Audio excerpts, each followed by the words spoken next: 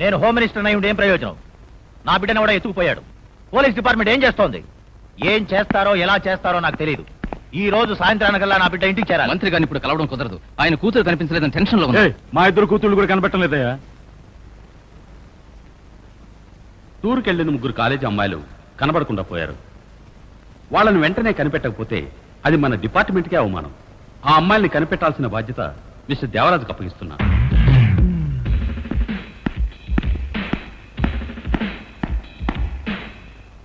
కనబడకుండా పోయిన 3 అమ్మాయిలు ప్రభుత్వంలో పెద్ద పెద్ద పదవుల్లో ఉన్న హైకోర్టు జడ్జ్, పోలీసు ఉన్నతాధికారి, హోమ్ మినిస్టర్, వీళ్ళు 3 పిల్లలు.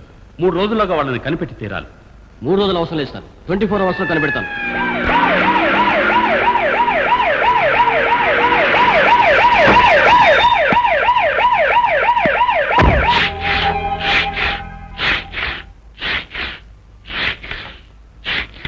ఎవడరా ఇక్కడ జయప్రకాష్?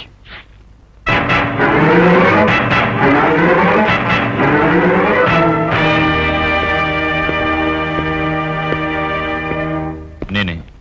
ఏంటి సార్? నువ్వే నా రౌడీవి. నేను 10 గంటలకల్లా వస్తానని చెప్పాగా. ఇంతలో ఏమైంది? చిటికలో పట్టుకోవాల్సిన కేసులు ఏళ్ల తరబడి సాగదీస్తారు. ఏమన్నా? సరే మీరు వెళ్ళండి. చర్చ్ ఫాదర్ బయటికి వెళ్ళారు, రాగానే చెప్పొస్తాను. పోలీస్ డిపార్ట్మెంట్ కి టైం ఇస్తే నువ్వు పెద్ద రౌడీ అయిపోతావా? నర్రా స్టేషన్ కి.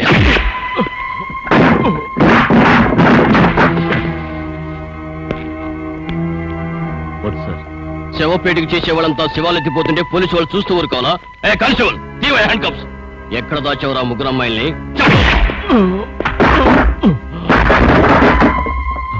అడుగుతున్నది నిన్నే, చెప్పరా ఎక్కడ దాచావు?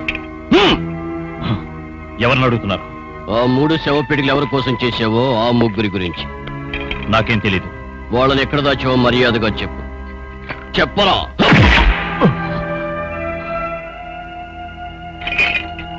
సంఖ్యలు వేసిన అవమానించద్దు. పొట్టకుటి కోసం శవాలకు పెట్టి చేసుకునేవాడు నీకేంట్రా మర్యాద? వద్దు సార్, మీరు వేసుకున్న కాకి డ్రెస్ మీద ఉన్న గౌరవంతో చెప్తున్నా. కాకి డ్రెస్ లేకుండా వస్తే పీకుతావా?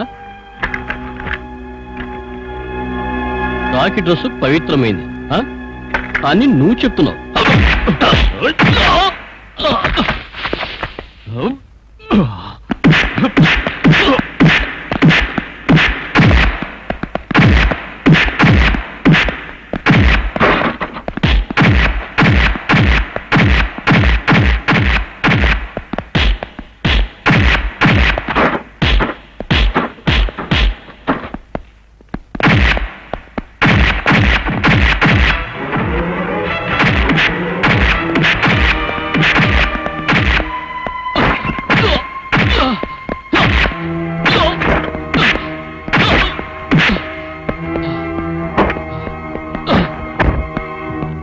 Jayaprakash, what non sense! Inspector గారు, నేను చెప్పిన టైంకి వచ్చేస్తాగా. ఈయన ఎందుకు పంపించారు? మీరు వెళ్ళండి, మీ వెనక నేను స్టేషన్కి వచ్చేస్తానని చెప్పాను, విన్నారా? ఈయన పవర్ చూపిద్దాం 4 తగిలించారు. నేనేమైనా గాజులు తొడుకున్నానా? నేను నా తడక చూపించాను. Jayaprakash, sorry sir. ఈయన పెద్ద పోలీస్ ఆఫీసరే, నేను కాదనడం లేదు. అయినా హద్దు మీరు నా చోటుకొచ్చి నా మీద చేసుకున్నారు. దానికి సెక్షన్ 441 కింద ఆయన మీద కేసు వేయొచ్చు. నేను ఆయన్ని కొట్టినందుకు నా మీద సెక్షన్ 319 కింద ఒక కేసు పెట్టండి. ఈయన డ్యూటీని చేయకుండా అడ్డుకున్నందుకు సెక్షన్ 332 కింద ఇంకో కేసు పెట్టండి. Shut up. దెబ్బలు బాగా తెలియా? సారీ.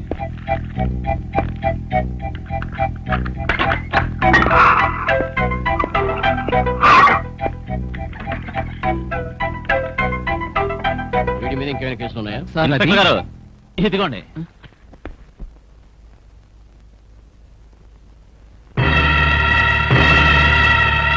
యువర్ ఆనర్, బోన్లో ఉన్న ఈ ముద్దాయి జయప్రకాష్ 3 అమ్మాయిలు కనపడకుండా పోయిన కేసు విషయమై విచారణకు పిలిపించగా రావడానికి నిరాకరించాడు. ఇది మొదటి ఆరోపణ. ఇతన్ని ఎస్పీ విచారించడానికి వెళ్ళగా ఆయనతో కావాలని తగాదా పెట్టుకున్నాడు. ఇది రెండవ ఆరోపణ. తప్పించుకోవాలని చూసిన ఇతన్ని ఎస్పీ పట్టుకోపోగా ఆయన తీవ్రంగా గాయపరిచాడు. ఇది మూడవ ఆరోపణ. కావున ఇలాంటి ఘోరమైన నేరాలు చేసిన ఈ జయప్రకాష్కు కఠిన శిక్ష విధిస్తూ తీర్పు ఇవ్వాల్సిందిగా కోర్టు వారిని కోరుకుంటున్నాను. That's all your honour. మీ మీద ఆరోపించబడిన నేరాలను ఒప్పుకుంటున్నారా? సార్, నాకు 5 నిమిషాలు అవకాశం ఇవ్వగలరా? Yes, granted. Thank you.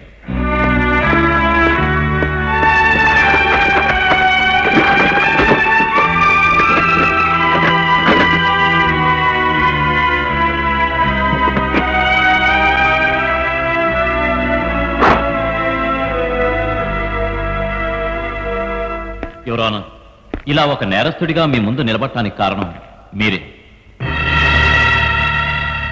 నన్ను పట్టుకోవడానికి వచ్చిన పోలీస్ ఆఫీసర్తో నేను అసభ్యంగా మాట్లాడానన్నారే, దానికి కారణం మీరే. నేను తప్పించుకున్నట్టు నన్ను పట్టుకోబోయిన పోలీస్ ఆఫీసర్ని కొట్టినట్టు చెప్పారే, దానికి కారణం మీరే. ఏమంటున్నారు?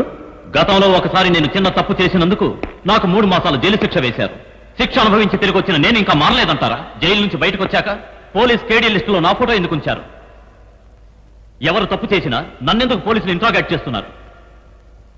శిక్ష అంటే అర్థం ఏంటి? నేరస్తుల్లో మార్పు రావాలనేగా. జైలు నుంచి తిరిగి వచ్చిన నా మీద పోలీసులకు నమ్మకం లేదా? లేక నాలో మార్పు తెచ్చిన జైలు అధికారుల మీద పోలీసులకు నమ్మకం లేదా? ఏనాడు నాకు శిక్ష విధించారు, ఆనాడే ఈ పవిత్రమైన కోర్టును గోడకు తగిలించాను. నీతి లేని మనుషుల మధ్య బతకలేక చనిపోయిన వాళ్ళని మోసే పెట్టెలు చేసి బతుకుతున్నాను. ఎప్పుడు చూసినా కేడీగాడిని పిలువు అంటూ నన్ను పిలుస్తున్నారు. విచారణ పేరుతో నన్ను కొడుతున్నారు. వేరే గత్యంతరం లేక వాళ్ళని కొట్టాల్సిన పరిస్థితి నాకు ఏర్పడుతోంది. ఇప్పుడు చెప్పండి మీ లార్డ్, నేను చేసిన తప్ప? ఎవరో 3 అమ్మాయిలు కనిపించకుండా పోతే కనిపెట్టడం చేత కానీ పోలీసులు కేడీ లిస్టులో ఉండే వాళ్ళందరినీ కొడుతున్నారు. వాళ్ళ కుటుంబాలు ఏం కావాలి? వేరే దారి లేక నడరోడ్డున పడుతున్నారు. ఇది మీరు పరిశీలించి న్యాయమైన తీర్పు ఇవ్వండి మీ లార్డ్. జయప్రకాష్ మీద ఆరోపించబడ్డ నేరాలకు ఏవైనా సాక్ష్యాలున్నాయా? నేనే ఆ సాక్షిని యువరానర్, వేరే సాక్ష్యాలు లేవు. జయప్రకాష్ మీద ఆరోపించిన నేరాలకు పోలీసుల తరఫు నుంచి తగిన సాక్ష్యాధారాలు ఏవీ లేవు. ఈ కేసు పూర్వాపరాలు క్షుణ్ణంగా పరిశీలించిన ఈ కోర్టు జయప్రకాష్ నిరపరాధి అని భావించి విడుదల చేస్తోంది.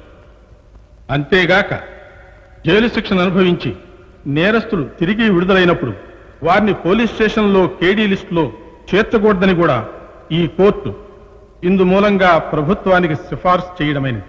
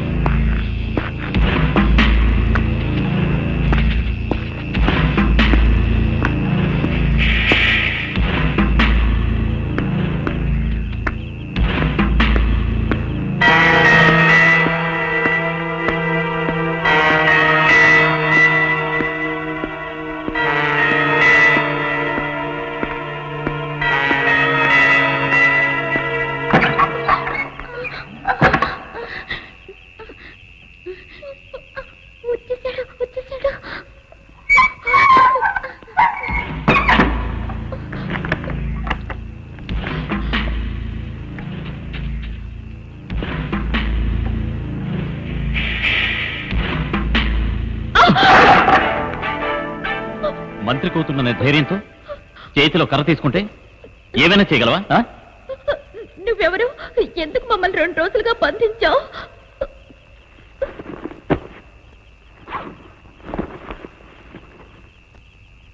నీకు చికెన్ బిర్యానీ అంటే ఇష్టం కదా, ఇదిగో తీసుకో.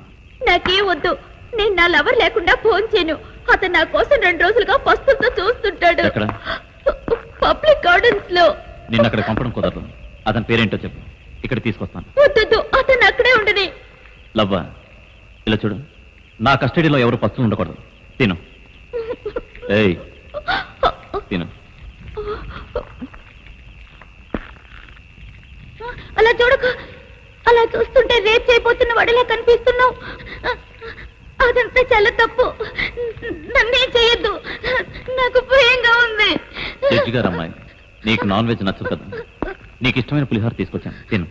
వద్దు, నువ్వు నన్ను రేప్ చేయనని చెప్పు, ఆ తర్వాత తీసుకుంటాను. నీ మీద ఏగ కూడా వాళ్ళనివ్వను, తిను. Thank you. నీకు ఇష్టమైన ice cream. Hi, quality ice cream. ఇది నాకు ఇష్టమని మీకెలా తెలుసు? ఓయ్, దానికి ఐస్ క్రీమ్ ఇచ్చి మాయ చేస్తున్నావా? ఇవన్నీ మాకు ఇష్టం నీకెలా నీ తెలుసా? గురించి నాకంతా తెలుసు. మా గురించి నీకేం తెలుసు? డబ్బు కోసం కడుతున్నావు. ప్రియా, అతను తిట్టకే రేప్ చేస్తాడేమో, నాకు భయంగా ఉంది. నువ్వు ఊరుకోవే. చెప్పరా, మమ్మల్ని ఎందుకు తీసుకొచ్చావు? డబ్బు కోసమేగా. నీకెన్ని లక్షలు కావాలో చెప్పు. మా డాడీ ఫోన్ చేస్తే తెచ్చి నీ మొహాన కొడతాడు. ఫోన్ చేయడానికి వెళ్తున్నాను, మీరు తింటూ ఉండండి.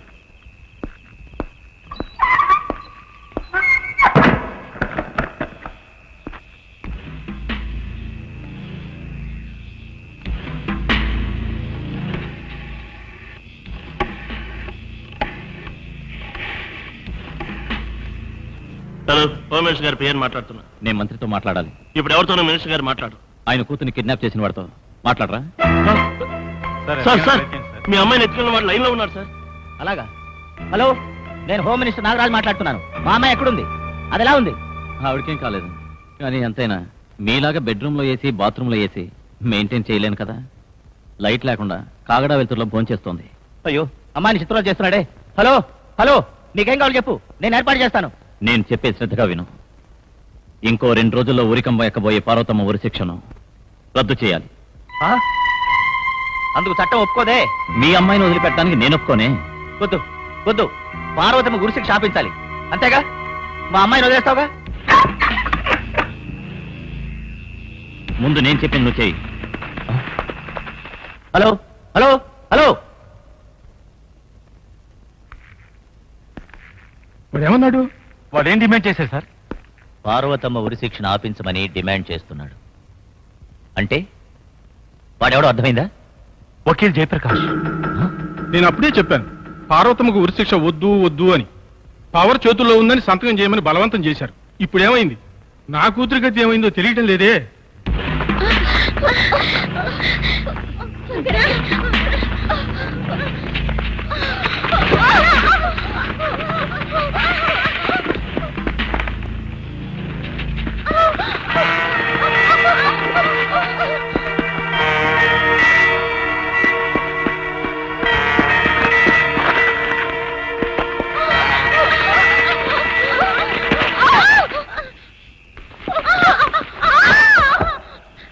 తప్పించిపోవడానికి నేను ఐడియా ఇవ్వలేదు. నాకు భయంగా ఉంది. ఇంత అర్ధరాత్రి వేళ ఈ అడవిలో తప్పించిపోతున్నారే, మీకేమైనా అయితే ఏం బదులు చెప్పాలి? ఇక్కడ ఉన్న ఈ 3 రోజుల్లో మీకేమైనా తక్కువ చేశానా, కష్టం కలిగించానా, లేక మీతో తప్పుగా నడుచుకున్నానా? మీ ముగ్గురిని ఎందుకు ఇక్కడ తీసుకొచ్చానో తెలుసా? చెప్తాను, వినండి. ఆ పైన వెళ్ళతలుచుకుంటే వెళ్ళొచ్చు. 7వ తరగతి కూడా చదువుకునే వస్తలేని మా ఊళ్ళో నన్ను మాత్రం వకీల్ చేయాలని మా అమ్మ 20 ఏళ్లుగా కలలు కనింది.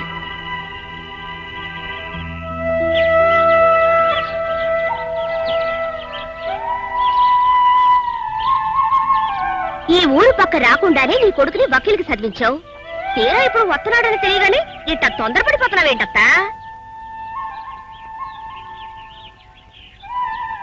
దుమ్ము ధూళి లేకుండా ఉంటేనే కదా లక్ష్మీ కళ వచ్చేది. కోడల పిల్ల, నీదే లక్ష్మీ కళ. లొడ మాట్లాడకుండా త్వరగా పని చూడు. ఆ చెయ్యి పరిసెత్తుండగానేగా నోరు మాట్లాడుతోంది. పట్టణం నుంచి వచ్చేవాళ్ళు మనసు పడేలా ఇల్లు వాకిలి కనపడటం లేదే, అన్ని పాత పడిపోయాయి. ఏం చేద్దాం ఎట్టా చేద్దాం అని నేను బాధపడిపోతా ఉంటే నువ్వు నన్ను లొడలొడ బాగుతున్నానంటావా? కొద్దిసేపు ఏడుకు చూడత్తా, నీ కోడలి పిల్ల ఇల్లంతా ఎట్టా మార్చేస్తాదో.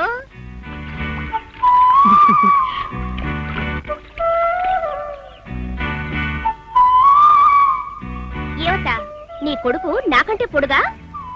ఎందుకే అలా అడుగుతున్నావు? లేదు, తెలుసుకుంటే అందుకు తగ్గట్టు నేను పెరగొచ్చు లేదా పొట్టవుదామని అందుకడిగా. ముందు పని చూడు.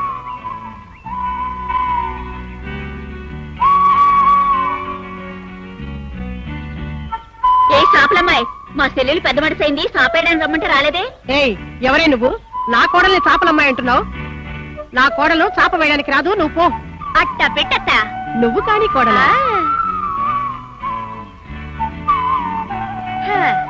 పట్నం కుర్రాడు మోర్చిపోయేలాగా ఇల్లంతా మెరిసిపోతా ఉంది. ఇక మిగిలింది ఈ ముత్యాలు మెరిసిపోవడం ఒక్కటే. అత్తోయ్, ఇల్లు ఎట్టా ఉంది? మెరిసిపోవడంలే? నీ కొడుకు వచ్చేలోగా 10 నిమిషాలు వచ్చేస్తా.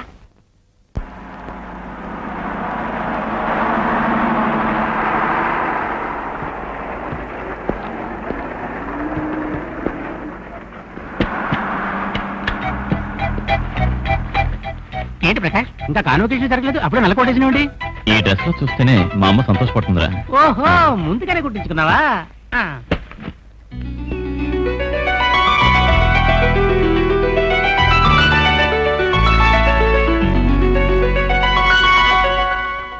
కళ్ళు మూస్తే ఎవరో నాకు తెలియదా? ఎన్నేళ్ళగా నిన్ను చూస్తున్నానే కోడల పిల్ల. ఇన్నాళ్ళు నువ్వు చూసిన ముత్యాలు ఏరత్తా, ఇప్పుడు నువ్వు చూడబోయే ముత్యాలు ఏరే.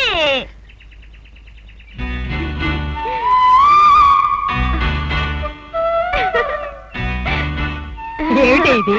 జాతరలో అమ్మోర్లా సింగారించుకొని వచ్చావు? మరి ఇల్లు ఒకటే మెరిసిపోతే సరిపోద్దా? నేను కూడా మెరిసిపోవాలి కదా, అప్పుడే కదా చూసేవాళ్ళ కళ్ళకి ఇంపుగా ఉంటది.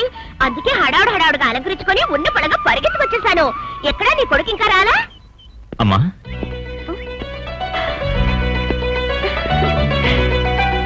ఇతనే నీ కొడుకా?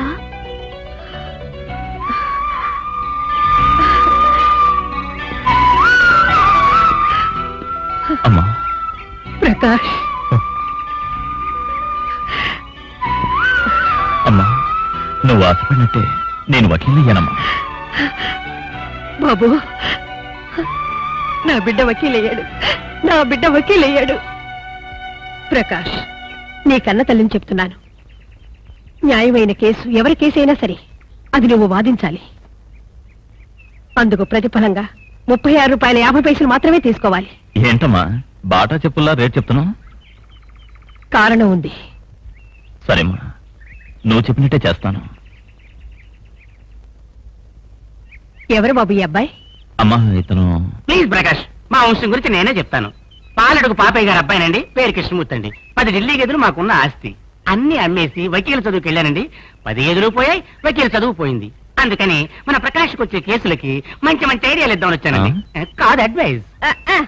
10 గేదెలతో పాటు 11వ గేదెగా పుట్టుంటే మీ అమ్మా నాన్నలైనా పాలemi 10 రూపాయలు సంపాదించుకునేవాళ్ళు. నీలాంటి వాడికి ఎందుకు వకీల్ చదువు? నువ్వు ఊరుకోత.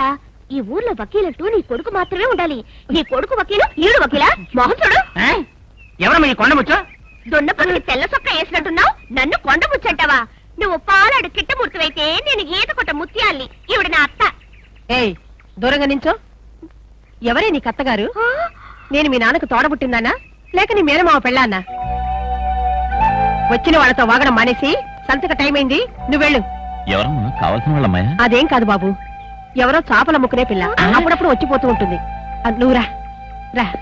నిన్ను ఊరికే వదలను. ఓసిపాడు ముసల్దానా, కొడుకొచ్చిన సంతోషంలో ఒళ్ళు పాయి తెలియకుండా నన్నే మర్చిపోయావా? నువ్వు ఇక్కడే ఉన్నావా లేక ఆకాశంలో ఎగురుతున్నావా?